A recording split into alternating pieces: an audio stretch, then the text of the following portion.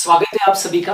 बहुत दिनों से कमेंट सेक्शन के अंदर एक डिमांड आ रही थी फीमेल रिप्रोडक्टिव सिस्टम को स्टार्ट करने की। तो आज के इस वीडियो के अंदर हम कंप्लीटली पूरा फीमेल रिप्रोडक्टिव सिस्टम को डिस्कस करने जा रहे हैं। ये डायग्राम जो सामने बना हुआ है ये इंडिकेट कर रहा है फीमेल रिप्रोडक्टिव सिस्टम को, जिसके अंदर आपको ओवरीज दिखाई दे रही है, right, one pair of oviducts आपको देखने को मिल रहे हैं। यहां से यहां तक जो है ये यूट्रस है। यूट्रस का जो निचला सकड़ा भाग है वो क्या है, सर्विक्स है। और सर्विक्स की जो कैनाल है वो सर्वाइकल कैनाल है। और वेजाइना आपको इस डायग्राम के अंदर दिखाई दे रही है। तो ये जो फीमेल रिप्रोडक्टिव सिस्टम है it consist of one pair of ovaries, एक जोड़ी अंडाशय यहां पर पाए जा रहे हैं, एक जोड़ी अंडवाहिनियां यानी कि वन पेयर ऑफ ओविडक्ट, एक यूट्रस का निचला सकड़ा भाग सर्विक्स, योनि यानी कि वेजाइना, बाह्य जननांग यानी कि जो शरीर के बाहर पाए जा रहे हैं, एक्सटर्नल जेनिटेलिया, और सहायक ग्रंथियां यानी कि एसेसरी ग्लैंड्स, जैसे कि उदाहरण के तौर के ऊपर मेमरी ग्लैंड्स। ठीक है, अब सबसे पहले हम जो आज पढ़ने जा रहे हैं वो है ओवरीज। ओवरीज अंडाशय सबसे महत्वपूर्ण भाग है, और ये जो ओवरीज है इनको प्राइमरी सेक्स ऑर्गन कहते हैं, और बाकी जितने भी फीमेल रिप्रोडक्टिव सिस्टम के भाग है वो सब सेकेंडरी सेक्स ऑर्गन्स के अंदर आते हैं। तो ये प्राथमिक जननांग है। क्यों है प्राथमिक जननांग? क्योंकि इसके दो इंपॉर्टेंट फंक्शन है। पहला तो फंक्शन है कि ये ओवम का निर्माण करता है, यानी कि प्रोडक्शन ऑफ ओवम, या मैं कह सकता हूं कि अंडाणु का निर्माण। और अंडाणु क्या होता है, मादा युग्मक, यानी कि ओवरी के अंदर क्या बनता है, फीमेल गैमेट बनता है, और उसका नाम क्या है, that is the ovum, right. तो ये सबसे इसका प्राइमरी फंक्शन हुआ। और दूसरा जो सबसे इंपॉर्टेंट काम है वो है it secretes, ovary secretes female sex hormones. इनके द्वारा मादा सेक्स हार्मोन्स का स्रावन होता है, जैसे कि एस्ट्रोजन और प्रोजेस्टेरोन। एस्ट्रोजन और प्रोजेस्टेरोन के फीमेल की बॉडी के अंदर बहुत सारे रोल हैं। जब प्रॉपर टाइम आएगा तब हम लोग उनको डील करेंगे, लेकिन अभी के लिए इतना सा समझ लो जैसे कि एस्ट्रोजन जो है, राइट, वो एस्ट्रोजन जो है वो फीमेल के अंदर सेकेंडरी सेक्सुअल कैरेक्टरिस्टिक्स के डेवलपमेंट में, द्वितीयक लैंगिक लक्षणों के विकास के अंदर महत्वपूर्ण रोल प्ले करता है। प्रोजेस्टेरोन जो है वो प्रेगनेंसी को मेंटेन करने का काम करता है। ठीक है, एंडोमेट्रियम जो होती है यूट्रस की, उसको मेंटेन करने का जो काम है, राइट, वो कौन करता है, प्रोजेस्टेरोन करता है। तो ऐसे बहुत सारे रोल्स हैं। तो ये जो दोनों इंपॉर्टेंट सेक्स हार्मोन्स हैं, एस्ट्रोजन और प्रोजेस्टेरोन, इनका सिक्रीशन कौन करता है, दैट इज ओवरी के द्वारा होता है। अब यदि मैं लोकेशन की बात करूं तो ये कहां पर है, तो ये जो ओवरीज होती है वो उदरीय गुहा में पाई जाती है, एब्डोमिनल कैविटी के अंदर पाई जाती है, और वो भी कहां पर, किडनीज के पास में। तो they are found near the kidneys, और ये लोअर एब्डोमिनल कैविटी से एक लिगामेंट के द्वारा अटैच रहती है, और उस लिगामेंट का नाम क्या है, मीजोवेरियम है। ठीक है, हम ये भी कह सकते हैं कि ये पेल्विक वॉल जो श्रोणि भित्ति है और गर्भाशय से लिगामेंट्स के द्वारा या स्नायुओं के द्वारा ये क्या रहती है, जुड़ी रहती है, राइट। तो ये तो हो गई उनकी लोकेशन। यदि मैं इनकी साइज की बात करता हूं तो साइज जो है वो इनकी 2 to 4 सेंटीमीटर इन लेंथ। प्रत्येक जो अंडाशय होता है, ओवरी होती है, उसकी साइज 2 to 4 सेंटीमीटर होती है लेंथ के अंदर। और यदि हम स्ट्रक्चर की बात करें तो जो स्ट्रक्चर है वो कैसा है, तो ओवरी को चारों तरफ से लाइन किए हुए, याद रखना, ओवरी को चारों तरफ से लाइन किए हुए जो उपकला होती है उसको हम लोग जनन उपकला कहते हैं। इंग्लिश के अंदर इसको जर्मिनल एपिथेलियम के नाम से जानते हैं। ठीक है, अच्छा, एक और चीज याद रखो, ओवरी के यहाँ पर एक रीजन है जिसको हम बोल रहे हैं हाइलस, राइट। आप ये तो जानते हो कि बॉडी का कोई भी भाग हो उसको ब्लड वेसल्स की और नर्व्स की यानी कि तंत्रिकाओं की सप्लाई होना बहुत जरूरी है।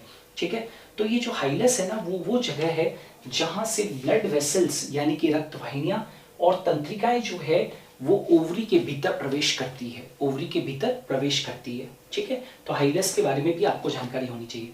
तो स्ट्रक्चर की बात करूं तो ओवरी को चारों तरफ से लाइन किए हुए कौन है, जनन उपकला, जर्मिनल एपिथेलियम।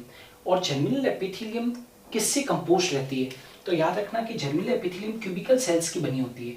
ये क्वेश्चन नीट के अंदर पूछा गया था कि जो ओवरी को घेरे हुए जर्मिनल एपिथेलियम है उस एपिथेलियम के अंदर, उस उपकला के अंदर कौन सी कोशिकाएं होती है, तो आप बोलोगे क्यूबिकल सेल्स यानी कि घनाकार कोशिकाएं।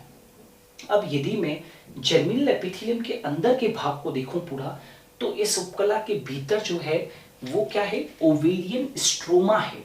क्या चीज है, ओवेरियन स्ट्रोमा है। ओवरी अंदर से सॉलिड है और उपकला के भीतर का जो भाग है उसको बोलते हैं हम ओवेरियन स्ट्रोमा। तो ये जो पूरा भाग है, जनन उपकला के अंदर का जो भाग है पूरा, इसको हम ओवेरियन स्ट्रोमा कहते हैं, जिसमें कनेक्टिव टिश्यू वगैरह और बहुत सारी चीजें हैं, अभी बताता हूँ, डिस्कस करूंगा।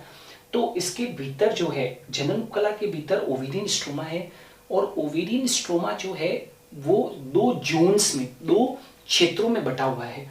एक परिधीय क्षेत्र या बाहरी क्षेत्र, जिसको कि हम वल्कुट या कॉर्टेक्स कहते हैं, ये वाला भाग, ये वाला भाग जो बाहरी भाग है ये कॉर्टेक्स है, और अंदर वाला जो भाग है, भीतरी जो भाग है, उसको हम क्या कह देते हैं, मध्यांश या मेडुला कहते हैं। ठीक है। अब कॉर्टेक्स भाग की एक बहुत बड़ी विशेषता है कि ये जो कॉर्टेक्स भाग आप देख रहे हो ना, ये वाला, इसमें ओवेरियन पुट्टिकाएं पाई जाती है। क्या पाई जाती है, अंडाशयी पुट्टिकाएं पाई जाती है। कॉर्टेक्स भाग में क्या पाई जाती है, फॉलिकल्स पाई जाती है। और ये जो फॉलिकल्स होती है, राइट, वो फॉलिकल्स का निर्माण तो वैसे तो मादाओं के अंदर भ्रूणीय अवस्थाओं के अंदर ही क्या हो जाता है, चालू हो जाता है। फॉलिकल्स का निर्माण फीमेल के अंदर जब वो भ्रूणीय अवस्था में होती है तभी हो जाता है। वो प्रॉपर टाइम आएगा जब मैं आपको ओजेनेसिस वगैरह पढ़ाऊंगा, तब पढ़ाऊंगा पूरा डिटेल में। लेकिन अभी के लिए जान लो कि कॉर्टेक्स में जो पुट्टिकाएं होती है, ये क्या होता है कि जब मेंस्ट्रुअल साइकिल फीमेल के अंदर चालू होता है, जब फीमेल के अंदर रजो चक्र या आतर्व चक्र शुरू होता है, तो जो प्राइमरी फॉलिकल होती है, हर महीने मेंस्ट्रुअल साइकिल 28 दिन का होता है।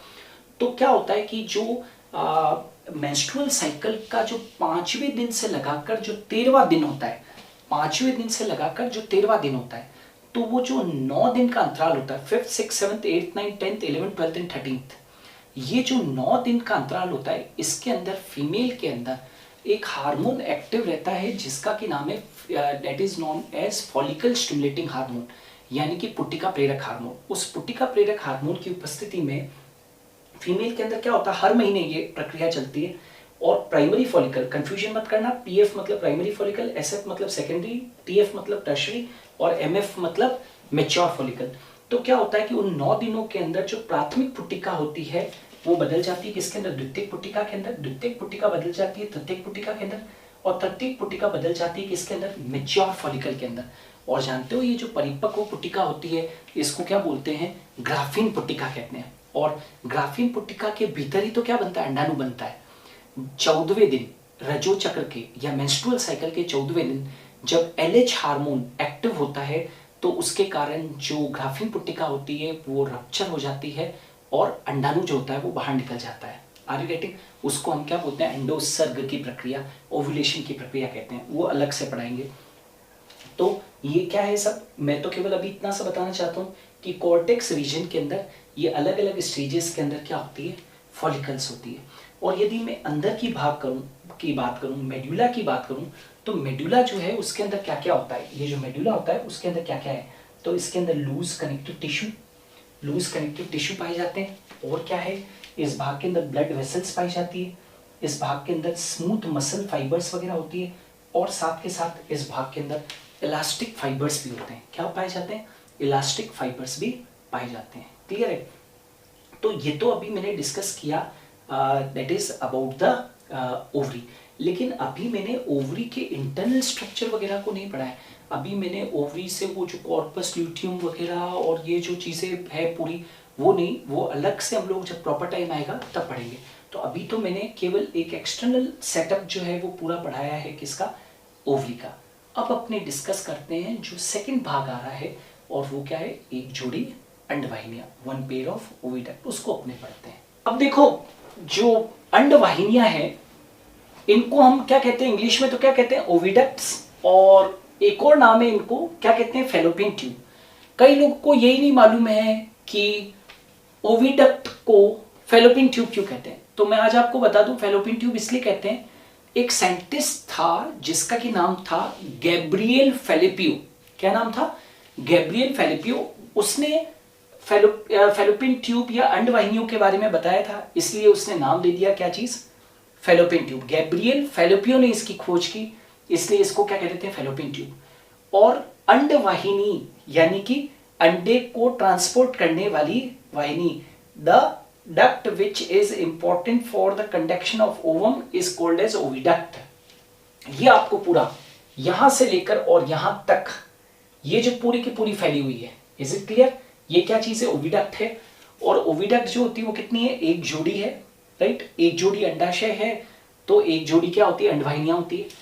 प्रत्येक अंडवाहिनी की जो साइज होती है वो कितनी होती है, it is 10 to 12 centimetre long. और याद रखना ये ओवरी की परिधि से, ये ओवरी है तो ये ओवरी की परिधि कहां पर है, यहां पर ओवरी की परिधि से लेकर और गर्भाशय तक फैली थी। ये देखो ये ओवरी है, ये इसकी परिधि से लेकर और गर्भाशय तक कौन फैली हुई है, दैट इज ओविडक्ट फैली हुई है। अब फैलोपियन ट्यूब को सीलिएटेड उपकला घेरे रहती है। नीट के अंदर क्वेश्चन पूछा गया था, राइट, कि फैलोपियन ट्यूब जो है उसको घेरे हुए उपकला का नाम क्या है, सीलिएटेड उपकला या रोमाबी उपकला भी कहते हैं। नेचुरली कि रोमाबी उपकला के ऊपर क्या होंगे, सीलिया, और ये जो सीलिया होते हैं वो बीट करते हैं, ऐसे गति करते हैं, ऐसे बीट करते हैं। और ये बीटिंग किधर की तरफ करते हैं, यूट्रस की तरफ। क्यों? ताकि कि जब ओवरी से ओविडक्ट के अंदर ओवम आ जाए तो उस ओवम या जाइगोट की जो गति है वो किधर की तरफ होनी चाहिए, यूट्रस की तरफ होनी चाहिए। क्योंकि अल्टीमेटली जो है वो ओवम को, या जब ओवम फर्टिलाइज होकर और जब जाइगोट बन जाएगा तो उसको जाना कहां पर है, यूट्रस की तरफ जाना है, ठीक है? तो इसलिए यहां पर जो सीलिया होते हैं वो यूट्रस की तरफ बीट करते हैं और इसीलिए ओविडक्ट जो है वो सीलिएटेड उपकला के द्वारा घिरे रहती है, ठीक है? अब ओविडक्ट जो है उसको 3 भागों में बांटा गया है। ओविडक्ट को कितने भागों में बांटा गया है, 3 भागों में। इनफंडिबुलम भाग, नंबर 2 एम्पुला भाग और नंबर 3 इस्थमस भाग, ठीक है? अब एक एक करके पढ़ते हैं। सबसे पहला इनफंडिबुलम भाग या अंडवाहिनी का जो पहला भाग है वो कीप भाग है, या आप चाहें तो कीपाकार भाग। कीपाकार भाग कीप कैसा होता है, ऐसा फनल देखा है ना आपने, ऐसा होता है ना, ऊपर से चौड़ा होता है और नीचे से क्या होता है, सकड़ा। ऊपर से चौड़ा और नीचे से सकड़ा होने का क्या फायदा है कि कोई भी चीज आएगी तो बाहर घिरेगी नहीं, आसानी से आ जाएगी, राइट? तो कीपाकार भाग ये ओविडक्ट का भाग है जो ओवरी के निकट होता है। ये देखो ये वाला जो भाग है ये क्या कीपाकार भाग है। तो ये किसके निकट है, ओवरी के निकट है। तो ये ओवरी के निकट भाग जो होता है वो कीप के समान होता है, वह कीप के समान होता है। अतः इसे क्या कहते हैं, क्या कहते हैं इसे, इनफंडिबुलम कहते हैं। इनफंडिबुलम मतलब कीपाकार। इसको इनफंडिबुलम इसलिए मात्र कहा गया है क्योंकि इसकी जो आकृति होती है वो बिल्कुल कीप के समान होती है। अच्छा, इनफंडिबुलम उदरीय गुहा में एक छिद्र द्वारा खुलता है जिसे क्या कहते हैं, ऑस्टियम कहते हैं। देखो ओवरीज कहां पर है, एब्डोमिनल कैविटी के अंदर है। तो ये जो यहां पर मैं ये कहना चाहता हूं कि इनफंडिबुलम उदरीय गुहा में एक छिद्र द्वारा खुलता है। मतलब एक तरीके से मैं कह सकता हूं कि ये जो इनफंडिबुलम है ना, इसके ऊपर जो छेद है, अपर्चर है, जो उदरीय गुहा की तरफ खुल रहा है। क्यों? क्योंकि ओवरी कहां पर है, उदरीय गुहा की तरफ है, ठीक है? तो उदरीय गुहा की तरफ जो खुल रहा है उस क्षेत्र को हम क्या कह देते हैं, ऑस्टियम कह देते हैं। मतलब यहां पर जो छेद है, राइट, जैसे कि मान लीजिए कि कीप है, राइट, ये इस तरीके का कीप है, तो ये जो छेद हो गया ये क्या हो गया, ऑस्टियम हो गया, ठीक है? और ऑस्टियम से ही क्या होगा, जो ओवरी रिलीज करेगी, जब ओवम रिलीज होगा किससे, ओवरी से, तो ऑस्टियम के थ्रू ही वो कहां पर जाएगा, फिर ओविडक्ट के अंदर जाएगा। तो अच्छा एक और चीज, इनफंडिबुलम के किनारों पर अंगुलीनुमा प्रवर्त पाए जाते हैं जिनको हम झालर या फिम्बरी कहते हैं। ऐसे इनफंडिबुलम के किनारे ऐसे हैं, अंगुलीनुमा प्रवर्त है, ठीक है? इन अंगुलीनुमा प्रवर्तों से क्या होगा कि जब ओवरी से ओवम रिलीज होगा तो ये जो फिम्बरी है या जो झालर है इनफंडिबुलम के, राइट, वो ओवम को आसानी से क्या कर लेंगे, कलेक्ट कर लेंगे। ऐसे जैसे अपने बॉल को कैच करते हैं, कैसे करते हैं, ऐसे ऐसे। तो इस तरीके से जो है वो यहाँ पर ओवम को कैच करने का, कलेक्ट करने का जो काम है वो किसका रहेगा, इन अंगुलीनुमा प्रवर्तों का। तो इनफंडिबुलम के किनारों पर अंगुलीनुमा प्रवर्त पाए जाते हैं जिनको हम फिम्बरी कहते हैं। और अंडोत्सर्ग के बाद, याद रखना, अंडोत्सर्ग मतलब ओव्यूलेशन, ओव्यूलेशन के बाद ओवरी से क्या रिलीज होगा, अंडाणु। तो अंडाणु को कलेक्ट करने में फिम्बरी का क्या होता है, योगदान होता है। तो ये भी याद रखना कि ये बहुत इंपॉर्टेंट है। अब आ जाते हैं, ये तो बात हो गई किसकी, इनफंडिबुलम की। ये इनफंडिबुलम ये पूरा है, ये इनफंडिबुलम है, यहाँ पर ऑस्टियम है और इसके ऊपर जो फिंगर लाइक प्रोसेसेस है उसको हमने क्या कहा है, फिम्बरी। अब ठीक इनफंडिबुलम के पीछे जो भाग स्थित है वो क्या है, एम्पुला। एम्पुला मतलब बोले तो हिंदी में बोलूं तो तुम्बिका, राइट, क्या कहते हैं उसको, तुम्बिका। एम्पुला इनफंडिबुलम ओविडक्ट के चौड़े भाग में खुलता है। इनफंडिबुलम राइट, इनफंडिबुलम ओविडक्ट के चौड़े भाग में खुलता है जिसको तुम्बिका या एम्पुला कहते हैं। तो ये जो दूसरा भाग है वो कौन सा है, एम्पुला। और एम्पुला के पीछे जो ओविडक्ट का तीसरा भाग है उसको क्या बोल देते हैं, इस्थमस। ये अंडवाहिनी का अंतिम भाग है और साथ के साथ क्या है, ये अंतिम भाग है जिसमें संकीर्ण गुहा होती है। याद रखना, अंडवाहिनी का ये अंतिम सकरा भाग है जिसमें एक संकीर्ण गुहा होती है, राइट। और यह भाग ओविडक्ट को यूट्रस से लिंक करता है। ये देखो, ये इस्थमस भाग है, वो ओविडक्ट को यूट्रस से लिंक कर रहा है कि नहीं कर रहा है। ये यूट्रस की कैविटी है, तो इस्थमस भाग जो है वो ओविडक्ट को यूट्रस से कनेक्ट करने का काम कर रहा है, ये भी ध्यान रखो। अब आ जाते हैं फंक्शन के ऊपर कि आखिर अंडवाहिनियां इतनी इंपॉर्टेंट क्यों है। तो अंडवाहिनियां अंडाणु को या जाइगोट मतलब निषेचित अंडा को यूट्रस की तरफ कंडक्ट करती है। ऐसा मैंने क्यों कहा, अंडाणु या जाइगोट दो वर्ड यूज क्यों किए। मान लो कि फीमेल के अंदर जो है वो अंडोत्सर्ग हुआ और ओवम जो है वो ओविडक्ट के अंदर आ गया, और यदि फीमेल को स्पर्म नहीं मिला तो ओवम जो है वो यूट्रस से होते हुए और फिर उसके बाद में लास्ट में मेंस्ट्रुअल साइकिल के दौरान शरीर से बाहर निकलता है कि नहीं निकलता है। तो बताओ जल्दी से, ओवम पास होगा। लेकिन मान लीजिए कि अंडवाहिनी के अंदर स्पर्म और ओवम का सक्सेसफुल फर्टिलाइजेशन हो गया, तो फिर यूट्रस की तरफ ओवम जाएगा कि निषेचित अंडा या जाइगोट जाएगा। जाइगोट जाएगा ना, निषेचित अंडा जिसको कहते हैं। तो याद रखना, अंडवाहिनी अंडाणु को या जाइगोट को यूट्रस की तरफ कंडक्ट करती है। निषेचन हो जाएगा तो यूट्रस की तरफ जाइगोट कंडक्ट होगा, और निषेचन नहीं होगा तो ओवम जो है वो यूट्रस की तरफ जाएगा। तो याद रखो, अंडवाहिनी अंडाणु या जाइगोट को यूट्रस की तरफ कंडक्ट करने का क्या करती है, काम करती है। और दूसरी चीज, अंडवाहिनी निषेचन का स्थल है। हम जानते हैं कि हम मानवों के अंदर आंतरिक निषेचन होता है, और निषेचन का जो स्थल है मानवों के अंदर वो कहां पर है, अंडवाहिनी। इंटरनल फर्टिलाइजेशन होता है ना, तो site of fertilization in human beings is the oviduct. और यदि ऐसे पूछ ले कि अंडवाहिनी में भी स्पेसिफिकली निषेचन कहां पर होता है, तो याद रखना, निषेचन अंडवाहिनी में एम्पुला इस्थमस जंक्शन के ऊपर होता है। ये जो एम्पुला और इस्थमस का जो जंक्शन है ना, ये वाला, इस जंक्शन के ऊपर, एम्पुला और इस्थमस के जंक्शन के ऊपर निषेचन होता है, ठीक है। अच्छा, जब निषेचन होगा तो स्पर्म और ओवम जब फ्यूज करेंगे तो क्या बनेगा, जाइगोट। और फिर जाइगोट की डेवलपमेंटल स्टेजेस जो होती है, राइट, वो कहां पर परिवर्तन की अवस्था है, वो कहां पर चलती है, ओविडक्ट में ही चलती है। जब तक कि भ्रूण की एक अवस्था ब्लास्टोसिस्ट नहीं बन जाती है, तब तक जो है वो अपना जो निषेचित अंडा जाइगोट है वो कहां पर नहीं पहुंचता है, गर्भाशय में नहीं पहुंचता है। तो याद रखो, भ्रूण अपना ब्लास्टोसिस्ट स्टेज तक का परिवर्तन अंडवाहिनी में करता है। आपने इतना तो सुना होगा, जाइगोट फर्टिलाइजेशन से बना, फिर मोरूला बनता है, फिर ब्लास्टोसिस्ट बनती है और फिर गैस्ट्रुला बनता है। तो मैं कह रहा हूं कि भ्रूणीय परिवर्तन की जो ब्लास्टोसिस्ट स्टेज तक का, यानी कि कोरक पुट्टी तक का जो निर्माण है वो भ्रूण का कहां पर होता है, अंडवाहिनी के अंदर होता है। और फिर ब्लास्टोसिस्ट यहां से निकलकर और यूट्रस की एंडोमेट्रियम पर जाकर क्या होती है, इम्प्लांट होती है, ठीक है। तो वो जब हम निषेचन वगैरह पढ़ाएंगे तब इसको डिस्कस करेंगे, लेकिन अभी तो हम केवल अंडवाहिनी को ही डिस्कस करें। तो ये तो किसकी बात हो रही थी, अंडवाहिनी की। अब आओ अपनी डिस्कस करते हैं जो तीसरा भाग आ रहा है जो बहुत महत्वपूर्ण है, और वो देखो, अंडवाहिनी किसमें खुल चुकी है, यूट्रस के अंदर। तो अब अपने डिस्कस करते हैं किसको, यूट्रस भाग को। अब देखो, ये जो गर्भाशय है ना, ये यूट्रस जो है वो सबसे इंपॉर्टेंट भाग है फीमेल रिप्रोडक्टिव सिस्टम का। अपने चाहे तो इसे वॉर्म कह सकते हैं, इसे हिस्टेरा भी कह सकते हैं। वॉर्म कहो, हिस्टेरा कहो, एक ही चीज है। अच्छा, याद रखना, इसको हिंदी में क्या बोलते हैं, बच्चेदानी। क्यों, क्योंकि इसी के अंदर पूरा के पूरा जो भ्रूणीय परिवर्तन है, या 9 माह तक एक माँ जो अपने बच्चे को पालती है वो कहां पर है, इसी बच्चेदानी में रखा जाता है, ठीक है।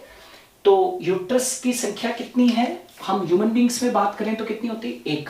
हालांकि रैबिट वगैरह के अंदर जो है वो 2 होते हैं, तो वहां पर यूट्रस को बोलते हैं बाइकॉर्नुएट यूट्रस, द्विश्रंगीय गर्भाशय। खैर, अभी हम ह्यूमन फिजियोलॉजी की बात करें तो ह्यूमंस की बात करेंगे। यहाँ पर एक गर्भाशय होता है, ये पूरा यहां से यहां तक, ये पूरा की पूरा गर्भाशय है, ठीक है। अभी जो गर्भाशय है इसका शेप कैसा होता है, तो it is inverted pear like, उल्टे नाशपाती के समान। नाशपाती फ्रूट जो होता है ना, उसको उल्टा कर दो तो वो कैसा दिखाई देता है, राइट, वैसा शेप होता है इसका, इन्वर्टेड पियर शेप होता है। प्लस इसकी जो साइज है वो कितनी है 8 centimetre into 5 centimetre into 3 centimetre, लंबाई चौड़ाई और मोटाई। किसी किताब में यहाँ पर 3 सेंटीमीटर के लिए 2.5 सेंटीमीटर, किसी किताब में यहाँ पर 2.5 सेंटीमीटर लिखा हुआ मिले तो कंफ्यूजन नहीं करना है, साइज में थोड़ा सा वेरिएशन हो सकता है। अच्छा, ये पेल्विक वॉल मतलब जो श्रोणि की जो भित्ति है से लिगामेंट द्वारा क्या रहता है, जुड़ा रहता है। ये पेल्विक भित्ति से यानी कि श्रोणि भित्ति से लिगामेंट्स के द्वारा ये क्या रहता है, जुड़ा रहता है। लिगामेंट सब जानते हो ना, स्नायु। It is found about and behind the urinary bladder. इसकी पोजीशन यदि मैं बताऊं तो ये इट इज फाउंड अबाउ मतलब ऊपर, एंड बिहाइंड यानी कि यूरिनरी ब्लैडर के ऊपर एवं पीछे की तरफ क्या उपस्थित है। It is found about and behind urinary bladder यानी कि मूत्राशय के ऊपर व पीछे की ओर कौन स्थित है, दैट इज यूट्रस स्थित है। आप यूं भी कह सकते हो कि यूरिनरी ब्लैडर और जो रेक्टम है उसके बीच में लगभग जो पोजीशन होती है वो किसकी होती है, यूट्रस की होती है। अब यदि मैं यूट्रस की बात करूं तो इस यूट्रस के 3 मुख्य भाग है। यूट्रस के कितने मुख्य भाग है, 3 मुख्य भाग है, राइट। देखो 3 भाग दिख रहे होंगे आपको। एक तो ये वाला उभरा हुआ भाग, that is known as the fundus. ये वाला जो है बीच वाला भाग मुख्य भाग है, ये बॉडी। और लास्ट वाला जो भाग है वो क्या है, सर्विक्स यानी कि ग्रीवा। तो बताओ यूट्रस के कितने मुख्य भाग हो गए, 3। फंडस ये ऊपरी गुंबदाकार भाग है, ये देखो ऊपर गुंबद की तरह दिख रहा है, ये ऊपरी गुंबदाकार भाग है जो फेलोपियन ट्यूब की ओपनिंग्स के ऊपर स्थित होता है। फेलोपियन ट्यूब कहां खुल रही है भाई, यहां पर है। तो फेलोपियन ट्यूब जहां पर खुल रही है, राइट, गर्भाशय के अंदर, उसके ऊपर का भाग, उसके ऊपर का जो भाग है वो कौन सा है, फंडस भाग है। अब बीच वाला जो भाग है, मिडिल, कॉर्पस या बॉडी कहते हैं इसको, आप चाहें तो कॉर्पस कहो, बॉडी कहो, काय कहो, एक ही चीज है। ये यूट्रस का मध्य और सबसे महत्वपूर्ण भाग है। लेकिन जो सर्विक्स है जिसको कि हम ग्रीवा कहते हैं, ये यूट्रस का निचला सकड़ा भाग है।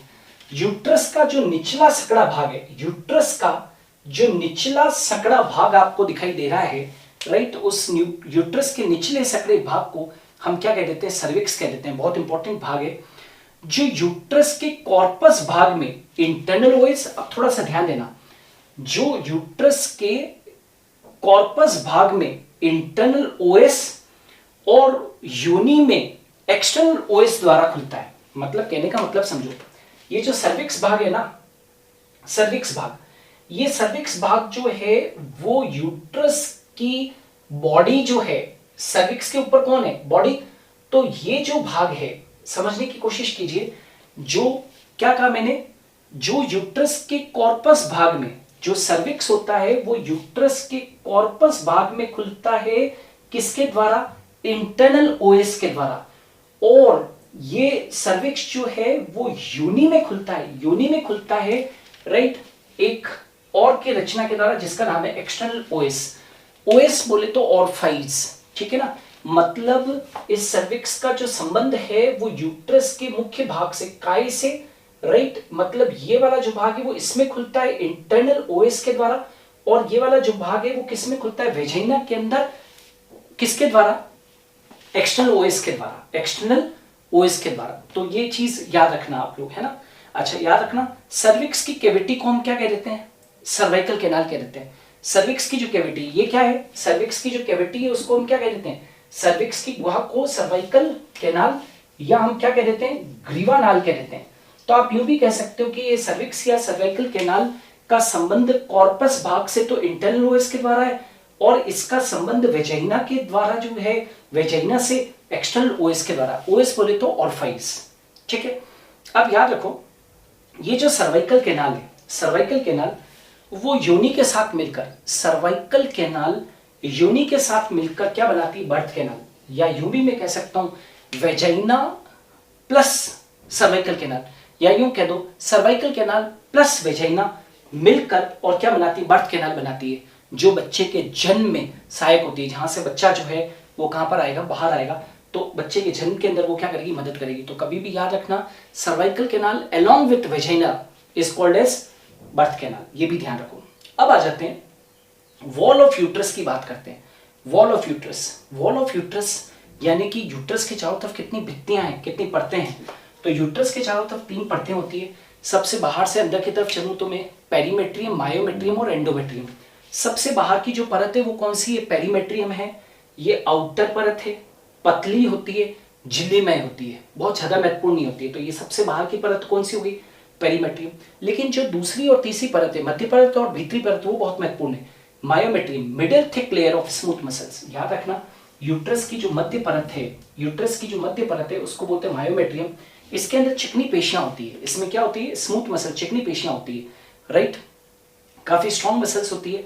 बच्चे के जन्म के वक्त ये पेशियां क्या होती है? संकुचित होती है। बच्चे के जन्म के वक्त में ये पेशियां जो होती है वो स्ट्रॉन्ग कॉन्ट्रैक्शन प्रदर्शित करती है, मतलब बहुत प्रबल संकुचन करती है, जिसकी वजह से बच्चा यहाँ पर पढ़ रहा है ना, तो उसके ऊपर क्या पड़ेगा? दबाव पड़ेगा, राइट। जब ये स्मूथ मसल्स कॉन्ट्रैक्ट करेगी तो ऐसे दबाव पड़ेगा, और दबाव पड़ेगा तो बच्चा खिसक कर कहाँ आएगा? इंटरनल ओएस से होता हुआ कहाँ पर? सर्वाइकल कैनाल, सर्वाइकल कैनाल से एक्सटर्नल ओएस से होता हुआ वेजाइना में, और वेजाइना से कहाँ पर आ जाएगा? बाहर आ जाएगा। तो ये जो स्मूथ मसल्स हैं, चिकनी पेशियां जो है, जो कि मायोमेट्री में होती है, ये बच्चे के जन्म के वक्त में स्ट्रॉन्ग कॉन्ट्रैक्शन उत्पन्न करती है at the time of the delivery of the baby, ताकि बच्चे का जन्म आसान हो जाए। और जो सबसे इंपॉर्टेंट परत है, जो कि गर्भाशय की सबसे भीतरी परत है, ये भीतरी परत होती है, ग्रंथिमय परत होती है। हम कह सकते हैं it is inner glandular layer. ये कैसी होती है? इनर ग्लैंडुलर लेयर होती है। ये परत जो है वो रजो चक्र के दौरान, यह परत रजो चक्र के दौरान चक्रीय परिवर्तन दर्शाती है। यह परत रजो चक्र के दौरान क्या होती है? चक्रीय परिवर्तन दर्शाती है। याद रखना कि ये परत जो है, आज वास्तव में जो रजो चक्र जो होता है उसका कारण क्या है? रजो चक्र में जो रजोस्त्राव होता है उसमें एंडोमेट्रियम ही तो टूट कर बाहर निकलती है। जब तक एक फीमेल के अंदर जो है, जब फीमेल के अंदर निषेचन नहीं होता है, निषेचन सक्सेसफुल नहीं होता है, तो रजो चक्र के 28वें दिन जो है वो रक्त के साथ में एंडोमेट्रियम टूट कर बाहर निकल जाती है, राइट। और वापस से जब नया रजो चक्र चालू होता है तो फिर से ये एंडोमेट्रियम परत जो है वो फिर से विकसित होती है, वृद्धि करती है ना, ताकि कि यदि निषेचन हो जाए तो उसके ऊपर भ्रूण का रोपण आसानी से हो जाए। तो हम ये कह सकते हैं कि रजो चक्र के दौरान ये चक्रीय परिवर्तन दर्शाती है। रजो चक्र के दौरान ये चक्रीय परिवर्तन दर्शाती है। और याद रखना, एंडोमेट्रियम इसलिए भी इंपॉर्टेंट है क्योंकि यदि निषेचन हो जाए तो भ्रूण का जो रोपण होता है वो इसी परत के ऊपर होता है। भ्रूण का जो रोपण है वो इसी परत के ऊपर होगा। और अल्टीमेटली यदि यूट्रस की मैं बात करूं तो यूट्रस इतना महत्वपूर्ण क्यों है? बच्चेदानी इतनी इंपॉर्टेंट क्यों है? क्योंकि जो पूरी की पूरी जो एंटायर जो प्रेगनेंसी होती है ना, जो गर्भावस्था के दौरान एक माँ जो बच्चे को पालती है, 9 महीने तक गर्भ के अंदर रखती है, वो किसके अंदर रखती है? इसी यूट्रस के अंदर रखती है। Is it clear? तो यूट्रस जो है वो एक फीमेल रिप्रोडक्टिव सिस्टम का बहुत इंपॉर्टेंट भाग है। अब आगे चलते हैं थोड़ा सा कि यूट्रस के बाद का भाग कौन सा है। तो यूट्रस के बाद आप स्पष्ट रूप से देख सकते हैं कि अगला जो भाग है वो कौन सा है? वेजाइना। तो अब अपने किसको पढ़ रहे हैं? वेजाइना को, योनि को पढ़ते हैं। नाउ अब आप देखो ये क्या चीज थी? ग्रीवा नाल। यही ग्रीवा नाल जो है, या जो गर्भाशय की ग्रीवा है, राइट, आगे बढ़कर गर्भाशय की ग्रीवा, यानी कि लास्ट पार्ट कौन सा है? दैट इज सर्विक्स है। तो गर्भाशय ग्रीवा आगे बढ़कर एक पेशीय लचीली नलिका में खुल जाती है, जिसे क्या कहते हैं? योनि कहते हैं। मतलब यही जो गर्भाशय ग्रीवा है ये एक आगे चलकर एक पेशीय लचीली नलिका में खुल जाती है, और उसको हम क्या कह देते हैं? वेजाइना या योनि कहते हैं।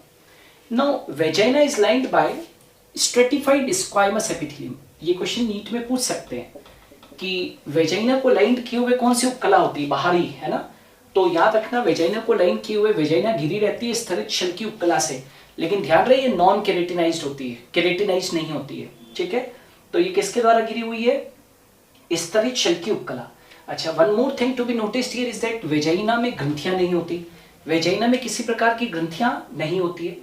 यह एक उच्च संवहनीय नलिका है। It is highly vascular tube जो भीतर से म्यूकस झिल्ली द्वारा घिरे रहती है। इसके भीतर की ओर क्या है? म्यूकस झिल्ली है जो ट्रांसवर्स यानी कि अनुप्रस्थ वलन में उभरी रहती है, अनुप्रस्थ वलनों के रूप में उभरी रहती है। वापस से बोल रहा हूं, ये एक उच्च संवहनीय नलिका है जो भीतर से किसके द्वारा? एक म्यूकस झिल्ली के द्वारा घिरी रहती है, जो अनुप्रस्थ फोल्ड्स के रूप में उभरी रहती है। और इन्हें हम, इन अनुप्रस्थ फोल्ड्स को, इन अनुप्रस्थ वलनों को वेजाइनल रगी कहते हैं। ये वेजाइनल रगी कहते हैं जो शुक्राणुओं का भक्षण करती है। अब शुक्राणुओं का भक्षण का मतलब क्या है? कि जब एक नर के द्वारा एक बार स्खलन करने पर, राइट, जब एक नर मादा की योनि के अंदर एक बार वीर्य को स्खलन करेगा तो उसके अंदर लगभग 100 से लेकर और 300 मिलियन शुक्राणु जो है वो कहां पर करेंगे, भीतर प्रवेश करेंगे। समझ में आ रहा है? तो इतने लाखों की संख्या के अंदर शुक्राणु भीतर प्रवेश करते हैं, लेकिन उनमें से केवल कुछ शुक्राणु ही वीर्य के अंदर जो होते हैं वो आगे बढ़ते हैं और कहां पर, यूट्रस से होते हुए अंडवाहिनी की तरफ पहुंचते हैं। लेकिन उन लाखों करोड़ों शुक्राणुओं में से, राइट, क्या होता है, अधिकांश शुक्राणु जो होते हैं वो यहां पर ही उनका फेगोसाइटोसिस हो जाता है। तो यदि कोई पूछे कि इतने सारे शुक्राणु आते हैं वीर्य के साथ में, तो सारे शुक्राणु आगे पहुंचते हैं क्या? तो नहीं, केवल कुछ शुक्राणु ही आगे पहुंचते हैं। बाकी अधिकांश शुक्राणुओं का वेजाइना के अंदर उपस्थित जो वेजाइनल रगी होते हैं वो क्या कर लेते हैं, भक्षण कर लेते हैं। तो ये थोड़ा सा हाई लेवल का है, इसको ध्यान रखिएगा आप लोग। अच्छा, यदि मैं वेजाइना की बात करूं उसकी लंबाई की, तो लंबाई कितनी है, 8.5 सेंटीमीटर के करीब है। It is 7 centimetre to 8.5 centimetre long. और ये मान लीजिए कि वेजाइना है, ये 8.5 सेंटीमीटर लॉन्ग ट्यूब है, राइट, और ये बाहर किसके द्वारा खुलेगी, तो एक छिद्र के द्वारा, जिसको बोलते हैं वेजाइनल ऑरिफिस, यानी कि योनि छिद्र। ये योनि छिद्र के द्वारा बाहर खुलेगी। तो योनि छिद्र के ठीक पीछे की ओर, योनि छिद्र के ठीक पीछे की ओर एक पार्शियल झिल्ली होती है। पार्शियल झिल्ली इसलिए बोला है, कंप्लीट झिल्ली नहीं है, उसमें एक छोटा सा छेद होता है, इसलिए उसको पार्शियल मेम्ब्रेन कहा गया है। तो वेजाइनल ऑरिफिस योनि छिद्र के ठीक पीछे की ओर क्या प्रेजेंट है, हाइमेन है, राइट। और ये जो हाइमेन झिल्ली होती है, इसके बारे में मैं अभी 10 मिनट आप रुकेंगे तो मैं पूरा उसके बारे में जिक्र करूंगा, राइट। अच्छा, ये जो हाइमेन है इसके अंदर छिद्र है जिसके द्वारा रजोस्त्राव जो है वो बाहर निकल सकता है, ये पूरी कंप्लीट झिल्ली नहीं है, पार्शियल झिल्ली है, ठीक है। अच्छा, याद रखना, ये जो योनि है स्त्रियों में मैथुनी नाल की तरह कार्य करती है। मैथुनी नाल मतलब कोपुलेशन कैनाल, मतलब मैथुन की क्रिया के दौरान यह नर के शिश्न द्वारा क्या प्राप्त करती है, वीर्य प्राप्त करती है। मतलब मैथुन की क्रिया के दौरान नर अपने शिश्न को इस मैथुनी नाल या वेजाइना के अंदर क्या करता है, इंसर्ट करता है और वीर्य का त्याग करता है। और वीर्य के अंदर क्या पाए जाते हैं, शुक्राणु पाए जाते हैं। तो इसीलिए इसको मैथुनी नाल भी कहते हैं। यह जन नाल की तरह ग्रीवा नाल के साथ कार्य करती है। मैंने थोड़ी देर पहले ही बताया था अभी आपको कि ग्रीवा नाल के साथ में जो वेजाइना है वो मिलकर क्या बनाती है, बर्थ कैनाल। और बर्थ कैनाल या जन्म नाल जो क्या करेगी, बच्चे के प्रसव के अंदर मददगार होगी, बच्चा बाहर निकलेगा यहाँ से। और तीसरा, इसके अतिरिक्त योनि गर्भाशय से उत्पन्न मासिक स्त्राव के निष्कासन हेतु भी पथ उपलब्ध या मार्ग उपलब्ध करवाती है। इसका मतलब ये हुआ कि मान लीजिए वेजाइनल ऑरिफिस है, तो इससे बाहर क्या निकल रहा है, मासिक स्त्राव। यहां से क्या हो रहा है, मैथुन की क्रिया के द्वारा वीर्य अंदर जा सकता है। और एक और चीज क्या हो सकती है, बच्चे का प्रसव, यानी कि बच्चा जो है वो यहां से बाहर निकलता है। तो याद रखना, 2 एरो तो बाहर जा रहे हैं, 1 एरो अंदर आ रहा है। 1 एरो अंदर आ रहा है, ये क्या इंडिकेट कर रहा है कि नर जो है वो मैथुन क्रिया के दौरान वीर्य का त्याग करता है इसी योनि छिद्र के अंदर। दूसरा, ये वाला एरो क्या इंडिकेट कर रहा है कि जो यूट्रस के द्वारा मासिक स्त्राव उत्पन्न होता है वो इसी छिद्र के द्वारा बाहर निकलता है। और तीसरा, बच्चे का जो जन्म होता है वो इसी छिद्र के द्वारा बच्चा बाहर आता है। तो ये भी आप लोगों को ध्यान रखना है। अच्छा, एक और चीज मैं बता दूं आगे बढ़ने के पहले कि योनि के अंदर एक बैक्टीरिया होता है जिसका नाम है लैक्टोबैसिलस एसिडोफिलस। योनि के अंदर एक बैक्टीरिया होता है जिसका नाम है लैक्टोबैसिलस एसिडोफिलस, जो एक good bacteria, it is not a bad bacteria, it's a good bacteria. और ये योनि के पीएच को मेंटेन करके रखता है, है ना। योनि का जो पीएच है वो बिगड़ना नहीं चाहिए, पीएच मेंटेन रहना चाहिए। तो यदि पूछे कि योनि के अंदर वह कौन सा बैक्टीरिया है जो कि योनि के पीएच को मेंटेन करके रखता है, तो वो है लैक्टोबैसिलस एसिडोफिलस, ठीक है। तो अभी तक हमने क्या डिस्कस किया, ओवरी, ओविडक्ट, यूट्रस और वेजाइना। अब नेक्स्ट जो भाग आता है वो बहुत इंपॉर्टेंट है और वो है एक्सटर्नल जेनिटेलिया। एक्सटर्नल जेनिटेलिया का मतलब है बाह्य जननांग, है ना, बाह्य जननांग, यानी कि शरीर के बाहर जो पाए जाते हैं उनको बाह्य जननांग कहते हैं। राइट। तो अब अपने उनको डिस्कस करते हैं, जो 5 भाग है पूरे उनको अभी अपने डिस्कस कर रहे हैं। अब देखिए जो बाह्य जननांग है, बाह्य जननांग नाम इसलिए दिया गया है क्योंकि बाह्य जननांग का मतलब है कि एक्सटर्नल जेनिटेलिया, ये फीमेल रिप्रोडक्टिव सिस्टम का एक्सटर्नल भाग है, बाहर की तरफ पाया जाता है, इसीलिए हम इसको बाह्य जननांग के नाम से जानते हैं। और इन्हें हम सामूहिक रूप से वुल्वा कहते हैं। तो डोंट बी कंफ्यूज्ड, किसी किताब के अंदर यदि बाह्य जननांग नहीं लिखा हुआ है और वुल्वा लिखा हुआ है तो इट विल गो, क्योंकि इनको जितने भी जो ये अंग है इनको हम सामूहिक रूप से वुल्वा कहते हैं। वुल्वा को हिंदी के अंदर भग के नाम से जाना जाता है। और इसमें ये जो 5 भाग है, जगनशैल, वृहदभगोष्ठ, लघुभगोष्ठ, क्लाइटोरिस और योनिच्छिद्र, ये 5 भाग जो है वो मिलकर और फीमेल के बाह्य जननांगों को निर्मित करते हैं।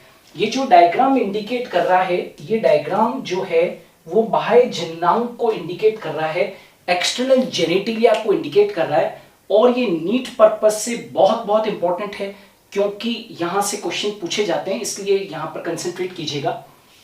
सबसे पहले जगनशैल, ये जो जगनशैल है, ये वाला जो एरिया ऊपर का दिख रहा है, राइट, एक मांसल गद्दीदार रचना जो होती है जिसको कि हम लोग क्या बोलते हैं, मॉन्स प्यूबिस कहते हैं, हिंदी में इसको बोलते हैं जगनशैल।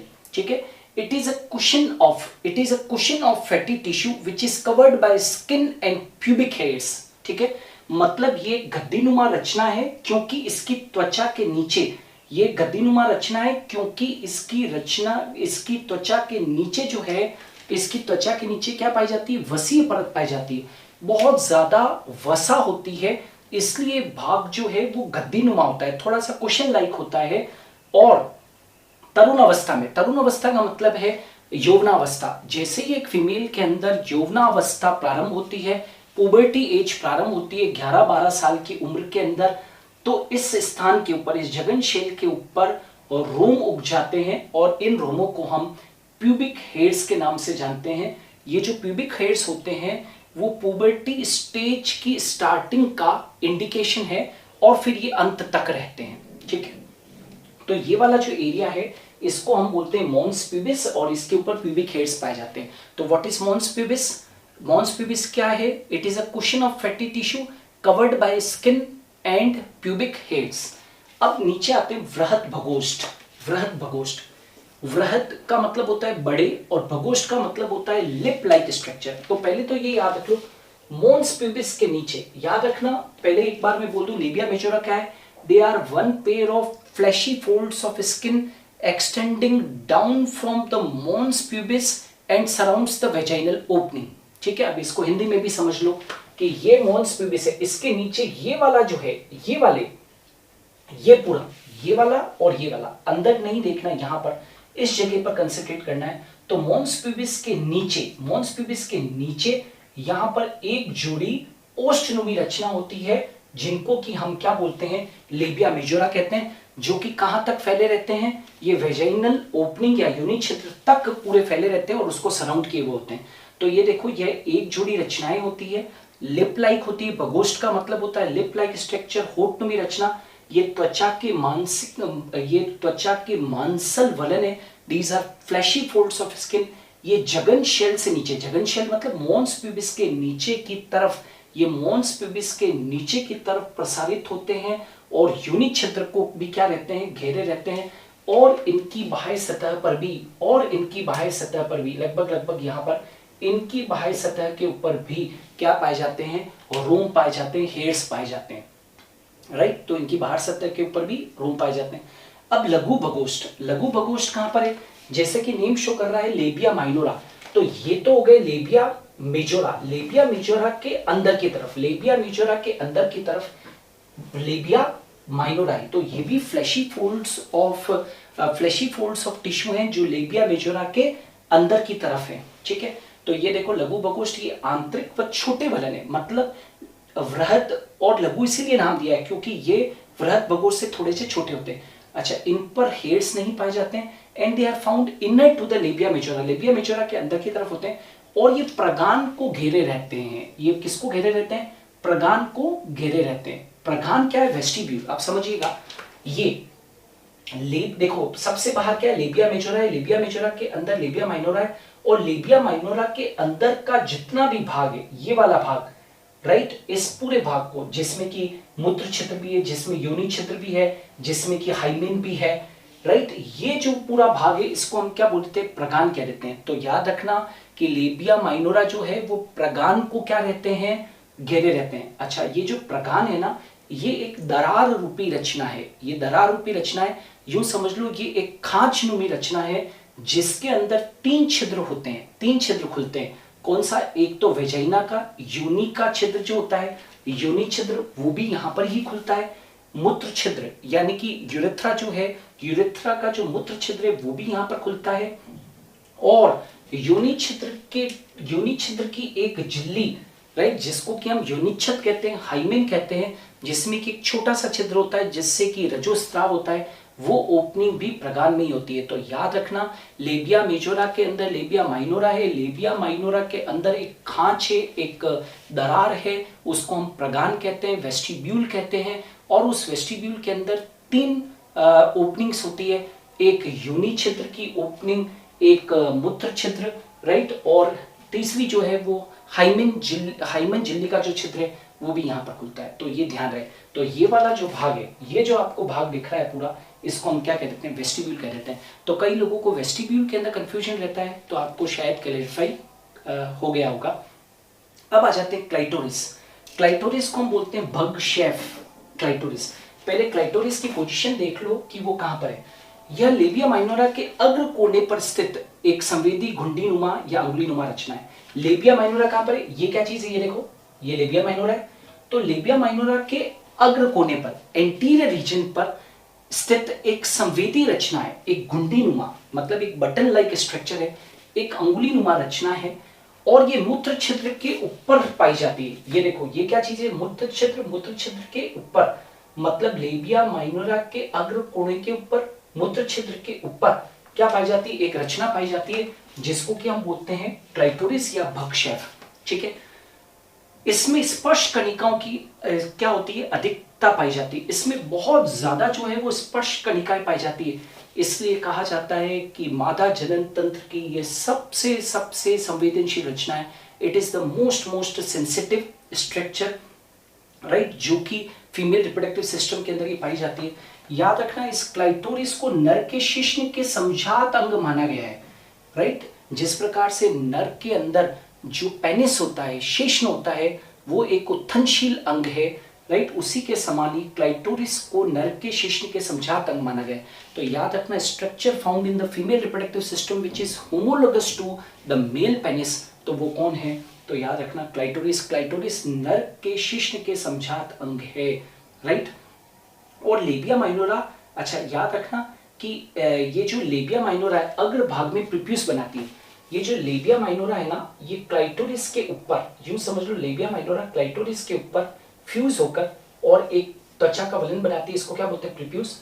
और इसी प्रकार से लेबिया माइनोरा पोस्टीरियरली नीचे की तरफ फ्यूज होकर और क्या बनाती है, that is known as the fourchette. तो याद रखना, मूत्र छिद्र के ऊपर तो क्लाइटोरिस है, क्लाइटोरिस के ऊपर क्या है, प्रीप्यूस है, राइट, मतलब लेबिया माइनोरा क्लाइटोरिस के ऊपर फ्यूज होकर प्रीप्यूस बनाती है और नीचे की तरफ फ्यूज होकर क्या बनाती है, फोर्चिट बनाती है। Is it clear.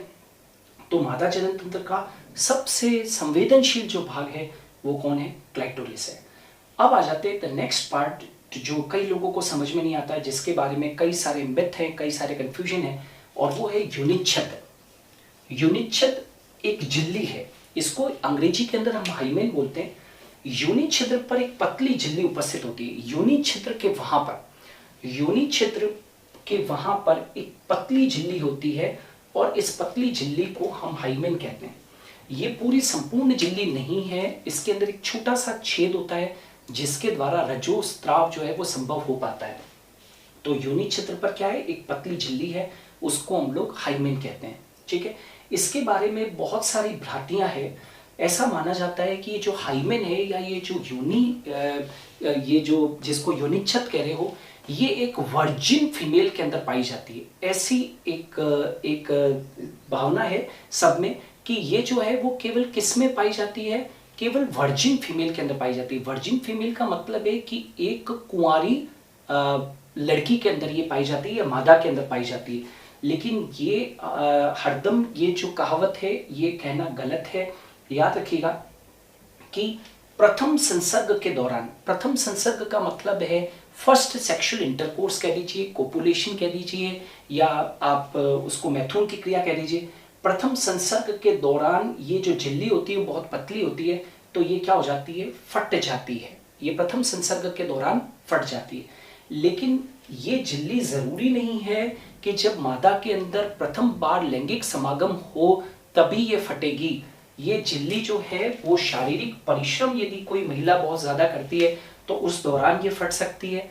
ये झिल्ली व्यायाम के वक्त में, एक्सरसाइज के वक्त में जो है ये झिल्ली टूट सकती है, फट सकती है। हॉर्स राइडिंग के वक्त में, घुड़सवारी के वक्त में ये टूट सकती है। साइकिलिंग के दौरान जो है ये झिल्ली टूट सकती है। ये झिल्ली तेज झटके के कारण भी ये टूट सकती है, राइट। तो यह कह देना कि ये झिल्ली केवल वर्जिन फीमेल के अंदर जो है, वर्जिन फीमेल होगी, राइट, उसके अंदर तो ये झिल्ली पाई ही जाएगी, ये कहना सरासर गलत है। एक वर्जिन फीमेल के अंदर बिना सेक्सुअल इंटरकोर्स के भी ये झिल्ली जो है वो टूट सकती है इन सभी कारणों से, ठीक है। अच्छा, एक और चीज याद रखना कि मासिक स्राव को रोकने के लिए कई माताओं के अंदर जिनके अंदर लैंगिक स्राव, जो मासिक स्राव है वो बहुत ज्यादा होता है, तो उसको रोकने के लिए वेजाइनल टेम्पून का यूज करते हैं। तो उस वेजाइनल टेम्पून को योनि के अंदर डालने के वक्त में भी जो है वो ये हाइमेन झिल्ली टूट सकती है। तो हाइमेन झिल्ली जो है वो सभी कारणों से टूट सकती है। कोई जरूरी नहीं है कि जिस लड़की के अंदर, जिस मादा के अंदर जो है वो लैंगिक संसर्ग हुआ है उसी के अंदर ये टूटेगी, ऐसा नहीं है, राइट। यहाँ पर एक चीज याद रखना, आपके एनसीईआरटी के अंदर भी लिखी हुई है 12th क्लास के अंदर, कुछ मादाओं में लैंगिक संसर्ग के बाद भी हाइमेन पाई जाती है। मतलब जब एक फीमेल के अंदर लैंगिक संसर्ग हो गया है उसके बाद में भी ऐसा पाया गया है कि योनिच्छद कुछ मादाओं के अंदर क्या होती है, पाई जाती है। इसलिए आपकी एनसीईआरटी के अंदर एक बहुत बहुत इंपॉर्टेंट स्टेटमेंट लिखा हुआ है। मैंने ये स्टेटमेंट यू के यू वहां से लिखा हुआ है, याद रखना। प्रेजेंस और absence of hymen is not a reliable indicator of virginity. किसी फीमेल के अंदर योनिच्छद का हाइमेन का पाया जाना या ना पाया जाना ये उसकी वर्जिनिटी का, कौमार्यता का एक रिलायबल सूचक नहीं है, राइट। वापस से रिपीट कर रहा हूं, प्रेजेंस और absence of hymen is not a reliable indicator of virginity. मतलब कि यदि फीमेल के अंदर जो है वो यदि हाइमेन है तो वो वर्जिन है, और हाइमेन नहीं है तो वो वर्जिन नहीं है, तो ये बिल्कुल कहना गलत होगा। ये एक रिलायबल इंडिकेटर नहीं है। और साथ के साथ ये क्या लिखा है कि it is not a reliable indicator of virginity और सेक्सुअल एक्सपीरियंस।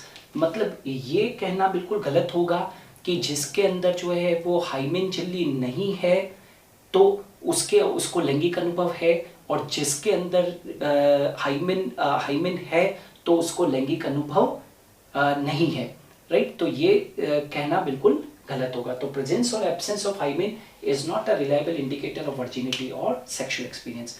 तो अभी हमने क्या पढ़ा, बाह्य जननांग, जिनको सामूहिक रूप से हमने वुल्वा कहा, जिसमें मैंने जगनशैल या मॉन्स प्यूबिस पढ़ाया, लेबिया मेजोरा पढ़ाया, राइट, लेबिया माइनोरा पढ़ाया, बकशेफ या क्लेटोरिस और योनिच्छद पढ़ाया, जिसको कि हम हाइमेन कहते हैं। तो ये तो सारे के सारे मेन जो है वो फीमेल रिप्रोडक्टिव सिस्टम के भाग हो गए।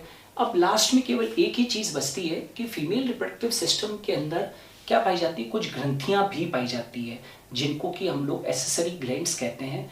तो जो फीमेल्स के अंदर दो प्रकार की जो ग्रंथियां पाई जाती है उनको हम लोग डिस्कस कर लेते हैं। अब देखो, ग्रंथियों की यदि हम बात करते हैं, सहायक ग्रंथियों की बात करते हैं, तो फीमेल रिप्रोडक्टिव सिस्टम से संबंधित दो प्रकार की ग्रंथियां हैं। एक तो स्तन ग्रंथियां, मेमरी ग्लैंड्स, और दूसरी जो है वो कौन सी है, बार्थोलिन ग्लैंड। सबसे पहले हम मेमरी ग्लैंड्स पढ़ते हैं। ये मेमरी ग्लैंड जो है वो सबसे महत्वपूर्ण है। क्यों? क्योंकि उसका कारण है कि हम क्या है, स्तनधारी हैं। स्तनधारियों का नाम भी स्तनधारी क्यों पड़ा, क्योंकि उनके अंदर क्या पाई जाती है, मेमरी ग्लैंड्स पाई जाती है। यूं तो मेमोरी ग्लैंड जो है वो मेल्स के अंदर भी पाई जाती है, लेकिन फीमेल्स के अंदर ये फंक्शन होती है क्योंकि उनको बच्चों को जन्म देना होता है और बच्चे के जन्म के बाद में बच्चे को न्यूट्रिशन की जो है वो ज़रूरत पड़ती है, इसलिए ये जो मेमोरी ग्लैंड्स होती है वो फीमेल्स के अंदर फंक्शन होती है। अब ये जो मेमोरी ग्लैंड्स है वो वन पेयर होती है, एक जोड़ी होती है, और ये कहाँ पर पाई जाती है, तो ये थोरेसिक रीजन के अंदर, वक्षीय भाग के अंदर ये पाई जाती है। और यदि मैं बात करूं मेमोरी ग्लैंड्स की तो उनके अंदर दो चीजें बहुत महत्वपूर्ण हैं। एक तो वेरिएबल अमाउंट ऑफ फैट इसलिए कहा क्योंकि स्तनों के अंदर, स्तन ग्रंथियों के अंदर फैट की जो मात्रा है वो समान नहीं हो सकती है, ठीक है। अलग अलग मात्रा के अंदर, अलग अलग इंडिविजुअल के अंदर फैट की जो मात्रा होती है वो क्या होती है, अलग अलग होती है, ज्यादा भी हो सकती है, कम भी हो सकती है। और दूसरा जो सबसे महत्वपूर्ण भाग है वो कौन सा है, ग्लैंडुलर टिश्यू। दूसरा जो महत्वपूर्ण भाग है वो कौन सा है, ग्लैंडुलर टिश्यू है, यानी कि कौन सा है, ग्रंथिल उत्तक है। यही भाग को अपने को कंसंट्रेट करना है। ये एक मेमोरी ग्लैंड का टीएस आपके सामने बना हुआ है। और इस ग्लैंडुलर टिश्यू, यदि मैं ब्रेस्ट के ग्लैंडुलर टिश्यू की बात करूं तो ब्रेस्ट का जो ग्लैंडुलर टिश्यू, हर एक स्तन का जो ग्लैंडुलर टिश्यू है वो 15 से 20 में, एक ब्रेस्ट की बात कर रहा हूं अभी, हर एक ब्रेस्ट का जो ग्लैंडुलर टिश्यू है वो 15 से 20 मेमोरी लोब्स के अंदर बटा हुआ है। मतलब यहाँ पर देखो, मैंने आसान करने के लिए यहाँ पर कुछ मेमोरी लोब्स बना दिए। तो हर एक स्तन ग्रंथि के अंदर 15 से 20 क्या है, मेमोरी लोब्स हैं, मतलब कि स्तन पालियां हैं। लोब्स कहूं तो मैं स्तन पालियां हैं। तो ये देखो मैंने स्तन पालियां बना रखी। अब इन स्तन पालियों के अंदर विशेष प्रकार की रचनाएं हैं, विशेष प्रकार की सेल्स हैं, जिनको कि हम क्या बोल रहे हैं, एल्व्यूलाई। तो इन मेमोरी लोब्स के अंदर, यानी कि इन स्तन पालियों के अंदर क्या उपस्थित है, एल्व्यूलाई उपस्थित है। बहुत सारी एल्व्यूलाई उपस्थित है। एल्व्यूलाई क्या है, क्लस्टर ऑफ सेल्स है, बहुत सारी एल्व्यूलाई है। और ये जो एल्व्यूलाई है जो कि मेमोरी लोब्स के अंदर पाई जाती है, इनका काम क्या है, इनका काम है मिल्क को सिक्रीट करना। और याद रखना, न केवल मिल्क को सिक्रीट करती है, एल्व्यूलाई की कैविटी के अंदर मिल्क स्टोर्ड भी रहता है, ठीक है। अब ये जो एल्व्यूलाई होती है आगे चलकर ओपन हो जाती है मेमोरी ट्यूब्यूल्स के अंदर। ये देखो, ये जो एल्व्यूलाइज है, ये सब एल्व्यूलाइज किस में ओपन हो रही है, मेमोरी ट्यूब्यूल्स में ओपन हो रही है ना। किस में ओपन हो रही है, मेमोरी ट्यूब्यूल्स के अंदर, यानी कि स्तन नलिकाओं के अंदर ये खुल रही है, ठीक है। अब मेमोरी ट्यूब्यूल्स जो होती है वो कंबाइन होती है, कई सारी मेमोरी ट्यूब्यूल्स जो होती है वो कंबाइन होती है, ज्वाइन होकर, और क्या बनाती है, मेमोरी डक्ट बनाती है, यानी कि स्तन वाहिनियां बनाती है, मेमोरी डक्ट बनाती है, राइट। ये क्या बनाती है, मेमोरी डक्ट। और मेमोरी डक्ट ज्वाइन होकर किसमें क्या बनाती है, मेमोरी डक्ट से ज्वाइन होकर मेमोरी एम्पुला बनाती है। मेमोरी एम्पुला जो है वो ओपन होती है किसके अंदर, लेक्टिफेरस डक्ट के अंदर। और लेक्टिफेरस डक्ट ओपन हो जाती है किसके अंदर, निप्पल के अंदर। और निप्पल से जो नवजात होगा वो मिल्क को क्या कर लेगा, सक आउट कर लेगा। तो एक बार फिर से बता दूं, हर एक ब्रेस्ट का जो ग्रंथिल उत्तक है वो बना हुआ है 15 से 20 मेमोरी लोब्स का। मेमोरी लोब्स के अंदर क्लस्टर ऑफ सेल्स है जिनको एल्व्यूलाई कहते हैं। एल्व्यूलाई मिल्क को सिक्रीट करती है, इनकी कैविटीज में मिल्क स्टोर रहता है। बाद में एल्व्यूलाई ओपन हो जाती है मेमोरी ट्यूब्यूल्स के अंदर, मेमोरी ट्यूब्यूल ज्वाइन करके मेमोरी डक्ट बनाती है, मेमोरी डक्ट ज्वाइन करके मेमोरी एम्पुला बनाती है। मेमोरी एम्पुला लेक्टिफेरस डक्ट में ओपन होती है, लेक्टिफेरस डक्ट बाहर की तरफ निप्पल में ओपन होती है। और जैसे ही एक नवजात जो है, राइट, या एक बच्चा जो है वो माँ के स्तनों के पास में आता है तो उसको दूध की क्या हो जाती है, प्राप्ति हो जाती है। तो ये जो है वो इंटरनल स्ट्रक्चर है किसका, मेमोरी ग्लैंड्स का। याद रखना, वैसे तो हम लोग एंडोक्राइन सिस्टम में तो पढ़ाते ही हैं, लेकिन याद रहे मिल्क प्रोडक्शन हार्मोन, एक माँ के अंदर मिल्क को प्रोड्यूस करने वाला हार्मोन कौन है, तो वो तो हो गया प्रोलैक्टिन। और एक और है milk ejection hormone. Milk ejection hormone जो है वो कौन है, ऑक्सीटोसिन है, ठीक है। तो मिल्क को बनाने वाला हार्मोन कौन है, प्रोलैक्टिन है। और मिल्क को माँ के शरीर से बाहर लाने वाला हार्मोन कौन है, ऑक्सीटोसिन है, ठीक है ना। ये बात ध्यान रखना। ऐसा कहते हैं कि एक वर्ड होता है ममता, माँ की ममता, ठीक है। तो याद रखना, जैसे ही एक बच्चा रोता है ना, तो रोने की जो आवाज़ है वो कहाँ पर जाती है, माँ के हाइपोथैलेमस तक पहुँचती है। और हाइपोथैलेमस एक हार्मोन को सिंथेसाइज करता था, आपको मालूम होगा, ऑक्सीटोसिन। और ऑक्सीटोसिन जो है वो फिर पीयूष ग्रंथि के पश्चपिंड से स्रावित हो जाता है और फिर बच्चे को क्या हो जाता है, दूध प्राप्त हो जाता है। Are you getting? मतलब बच्चे के रोने से किसका सिक्रेशन हुआ, ऑक्सीटोसिन का सिक्रेशन हुआ। तो इसलिए मिल्क इजेक्शन हार्मोन भी उसको कहते हैं। अब जो दूसरी ग्रंथि है अंत में, वो है बार्थोलिन ग्लैंड, राइट। अभी आपने एक्सटर्नल जेनिटेलिया पढ़ा था और मैंने उसमें योनि छिद्र वगैरह पढ़ाए थे, वेजाइनल ऑर्फाइस पढ़ाया था। तो वेजाइनल छिद्र के दाएं बाएं, वेजाइनल छिद्र के दाएं बाएं, योनि छिद्र के दाएं बाएं एक जोड़ी बार्थोलिन ग्रंथियां उपस्थित होती है। एक जोड़ी क्या होती है, बार्थोलिन ग्रंथियां उपस्थित होती है।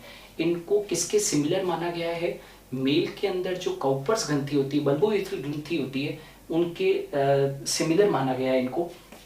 ये योनि छिद्र के दाएं बाएं स्थित होती है। इस ग्रंथि का जो स्त्रावन होता है, इस ग्रंथि का जो स्त्रावन है वो योनि मार्ग को चिकना बना देता है। मतलब इनका जो सिक्रेशन होता है वो लुब्रिकेटिंग होता है, ठीक है ना। लुब्रिकेटिंग का मतलब है कि ये योनि मार्ग को क्या बना देगा, इस ग्लैंड का जो सिक्रेशन है वो चिकना बना देगा, जिससे कि मैथुन की क्रिया जो है वो सुगम हो जाएगी और नर के द्वारा जो है वो वीर्य का त्याग योनि के अंदर आसानी से किया जा सकेगा। तो बार्थोलिन ग्लैंड क्या है, वन पेयर है, योनि छिद्र के दाएं बाएं स्थित है। योनि मार्ग को ये क्या बनाती है, इसका स्रावन चिकना बना देती है ताकि मैथुन की क्रिया जो है वो सुगम हो सके। Is it clear? तो ये थी ग्लैंड्स। आज के इस वीडियो के अंदर हमने कंप्लीटली पूरे फीमेल रिप्रोडक्टिव सिस्टम को हमने डिटेल से पढ़ाया है। तो इसको बहुत अच्छे से आप देखिएगा, क्योंकि ये चैप्टर जो है उसका ये वाला भाग जो है बहुत महत्वपूर्ण है और एग्जाम्स के अंदर यहाँ से क्वेश्चन पूछते हैं। Thanks a lot for watching मी। मैं आने वाले दिनों के अंदर इस रिप्रोडक्टिव सिस्टम से रिलेटेड और भी जो वीडियोज़ हैं वो लेकर आऊँगा।